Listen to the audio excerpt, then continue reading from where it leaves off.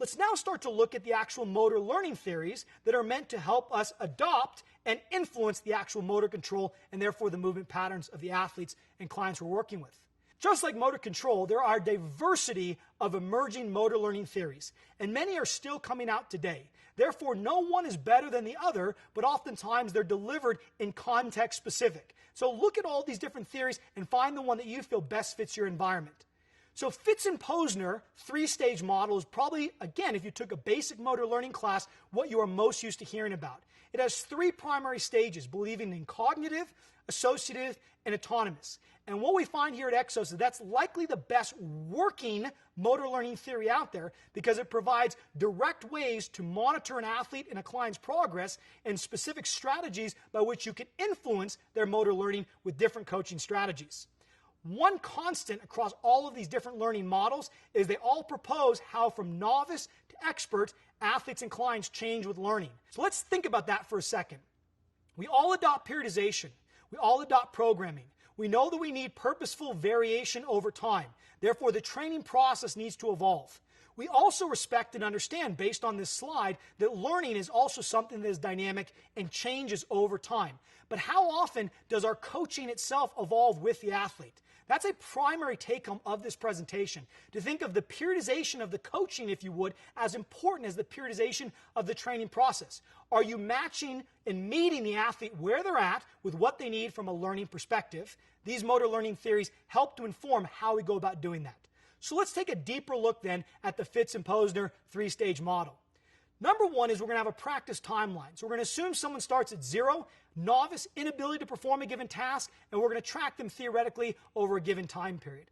The first stage that we discuss them going through is the cognitive stage. And intuitively, as the name implies, they're going to need to think about the given task. Whether it be learning a sports skill or learning something as simple as an RDL, the athlete or the client needs to be aware of it.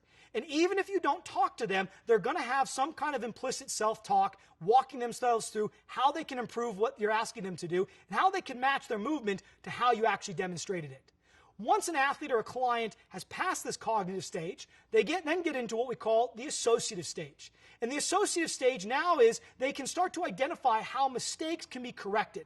They start to use the environment to drive how they should learn. They know when they made a mistake. And that knowing is critical because only once they know and have context for how the given movement can be performed can they implicitly start to make that change. And then inevitably, we have this autonomous stage. And the autonomous stage is without even thinking, they're able to perform the movement. Think of an athlete in flow, a professional athlete that's been doing it for well over 10 years. They're in that autonomous stage. So our goal is to get every single athlete and client to this stage of autonomy using this progressive approach and the strategies that best match their current stage of motor learning. So let's now take a little bit of a deeper look at each of these stages and strategies as well as hallmarks that you can use to identify when an athlete or client is within them. Number one, when someone's in a cognitive stage, they're trying to identify objectives. Therefore, they're doing this themselves. It is important for you as a coach to help them identify those objectives. Give them the specific task constraints and context by which the movement should be performed. Number two, there's a lot of self-talking and questioning going on, and this is natural. And oftentimes, if you have a type A personality, type of a client, they're going to ask you a lot of questions on how they can improve this movement pattern. Feed into that because that's important for them to progress through this timeline. Number three, there's going to be high errors and variability. But at the end of the day, high errors and high variability are okay because that tells you that the learning process is occurring. Once the movement has become completely stable and you see no errors, that's a concern that they need to progress forward. If you see a pattern that is stable, meaning it's consistent, but it's still error-ridden and you're not seeing changes over time, that's an area for concern. Simply because we want to see that if someone's not good at a given task, the error and variability tells us that they're moving towards a more efficient pattern. And then finally, instruction and feedback, as we'll spend a lot of time on, is critical for this area. You have to provide them the key C word here, context, so they can push themselves in the associative stage. Once an athlete or client is in the associative stage, they now can associate with cues. They understand their own mistakes, and they're able to self-correct. So self-correction is the number one sign that you're looking for to identify that someone's in that associative stage. They're refining and becoming more consistent with the pattern. Therefore, there should be lower errors and lower variability. But obviously, if you're making the progression more difficult, this is a sliding scale and it is non-linear.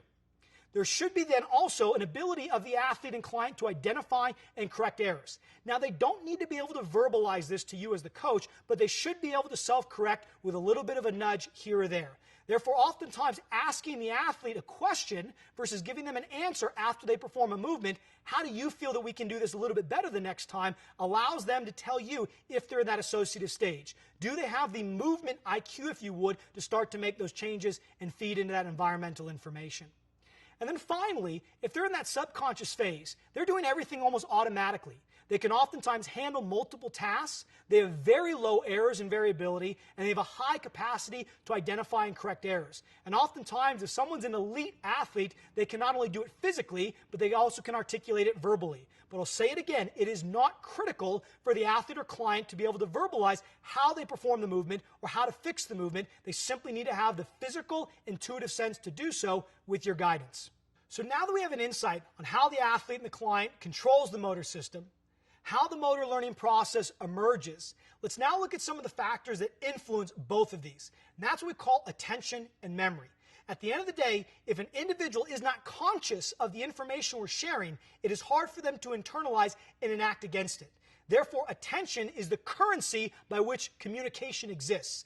And as a coach working with athletes trying to influence motor learning, we have to be keenly aware of how attention is constrained, how memories emerge, and how we can influence both of these factors to get more out of our athletes once we know our strategies around optimizing the environment, instructing better, and providing feedback.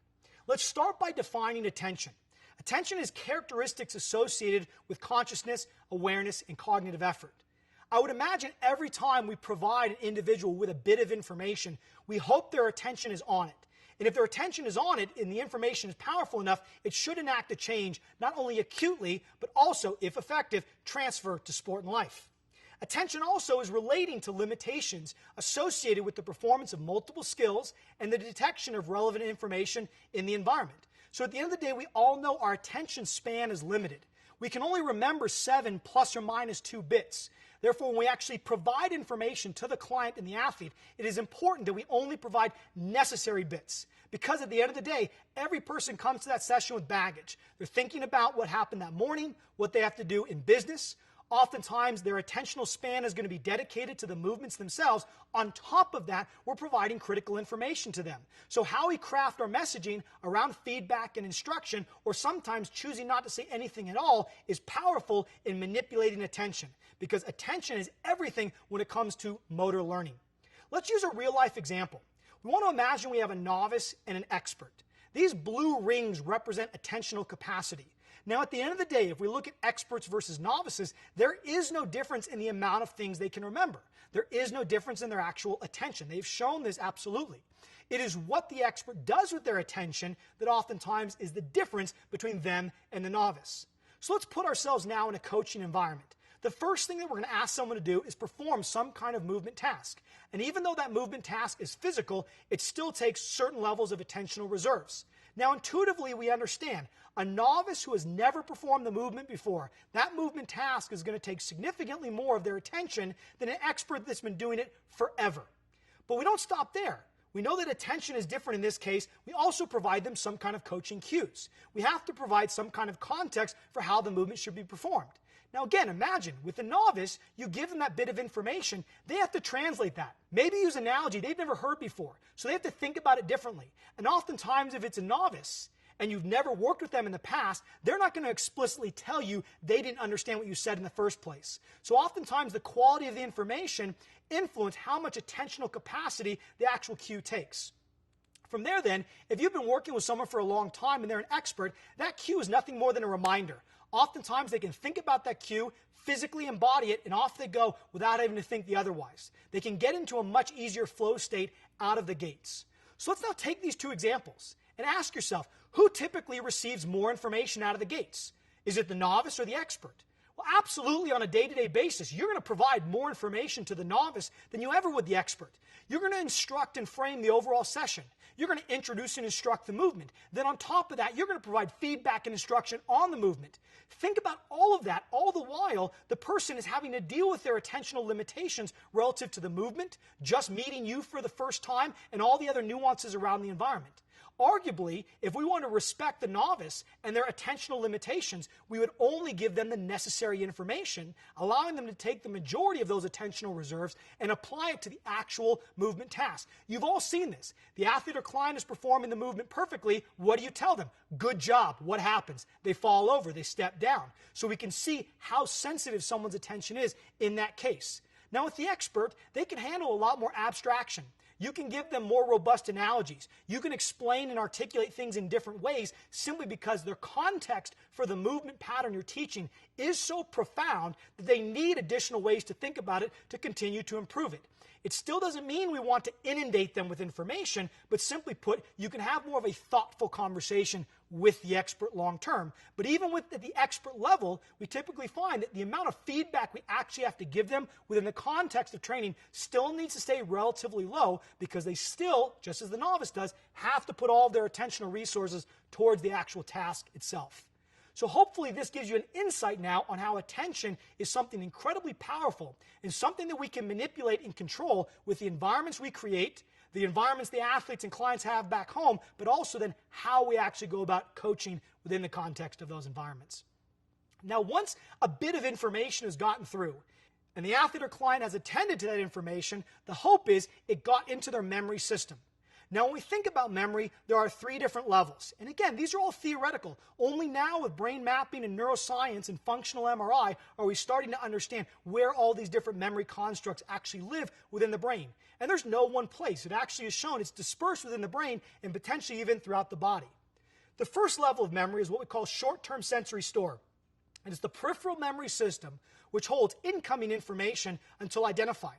So imagine, likely right now you're watching this video at home, on a computer or on a phone. There are thousands and millions of bits of information around you. The color of the environment, maybe someone talking in the room next to you, yet you are explicitly and completely focused on this video. In doing so, we have to be able to filter out all this incoming information in sport and in life. And in doing so, the short-term sensory store is critical for this. Now here's a trick. The short-term sensory store is subject to priming. And priming basically says, at birth, the things that are most important to you are what you attend to. So what's the number one prime that we all experience? Our name. They call it the cocktail party effect. If a name gets yelled at in a party, even if they're not talking to you explicitly, but that's your name, you're going to immediately look. Now, you're going to think you made the decision to look, but the fact of the matter is, you are looking at a subconscious level, and then you realized you did it.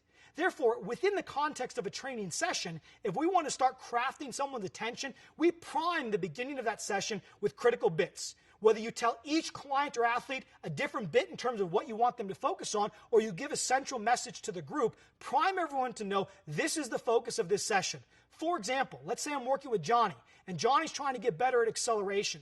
And I know the number one thing for Johnny to do is put more force in the ground. Hey, Johnny, we got 20 kids out here today, but when you hear me talk about putting force in the ground, I'm specifically talking to you, because putting the force into the ground is the number one thing you need to do to optimize your acceleration. Now you're dealing with 20 athletes, 20 kids. You can't coach each of them individually, but if you prime each of those individuals with a bit of information, now when Johnny hears force, it acts as a reminder that he can enact against getting more throughput to that person's attention.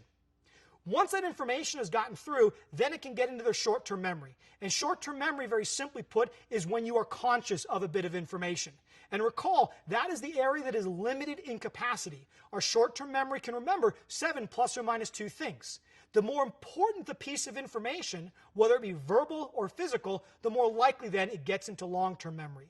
Long-term memory is considered to have infinite capacity. Imagine all of the memories that you have, whether they be physical or not, we tend to be able to remember an infinite amount of information. The more important the piece of information is, the more likely it is to get in that long-term memory.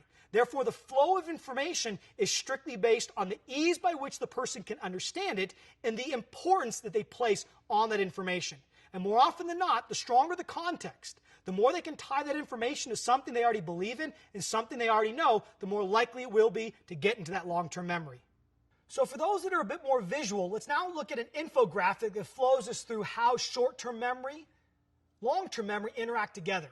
So imagine now you have all this information coming at you. Some of it you're actively paying attention to, other bits you're not. All that information gets filtered through this short-term sensory store. Whatever you've been primed on that day to listen to or focus on goes into that short-term memory. That is what we call this selective attention filter. Once that information goes into your short-term memory, you become conscious of it. And if that information is critical, it's important, it's going to push into your long-term memory. Now, most of you intuitively know this, because if you're watching this lecture and you're writing anything down, that's what you've identified via your short-term memory is critical for you to remember from a long-term memory perspective. Now, when we think about this interaction between short-term and long-term memory, it's an active process both ways. Short-term memory, if it's important, pushes information and insights into long-term memory, whether it's the refining of a motor program, as we talked about in central control theory, or it's the decision-making process whereby I see something happen in my environment and I suddenly need to pull a pattern into the motor system, allow me to cut and make the play. Therefore, equally in this process, long-term memory will push out information, allowing inevitably a movement to emerge. So it is this relationship between short-term sensory store, prime nervous system, what's most important, and the interaction between short-term memory and long-term memory that not only drives motor performance in the now, but also what helps refine motor performance in the future. We only get through this, though, through the attention of the athlete. And therefore, if we're providing information to them, we want to optimize this process through the memory to make sure that information inevitably becomes truly embodied in the long-term memory, and they can use that information when it counts on the field of play or in life. Let's now do a quick check for learning. We presented a ton of information, so we want a little reflection to happen now. Write down 3 to 5 sentences contrasting the central control and dynamic systems theory of motor control. Take a look at the references. If you like this, buy one of the books. This is a complex area, and don't expect that you're going to fully understand this day one. But if you start by contrasting the two, it'll give you a better embodied understanding of how to understand them. Number 2, let's write down the 3 stages of motor learning and write down 1 to 2 characteristics of each stage. How can you actually identify that someone is either in a cognitive, associative, or autonomous stage, and maybe even write down some insights on how you'd go about coaching them within those stages. And then finally, let's write down 3 to 5 sentences discussing the role of attention and memory in coaching and learning. Specifically, think about how attention can be manipulated, either by the skill that you're asking them to do or the coaching cues, with the understanding that minimizing our information and maximizing the quality of the message is always how we want to address attention and memory with athletes and clients.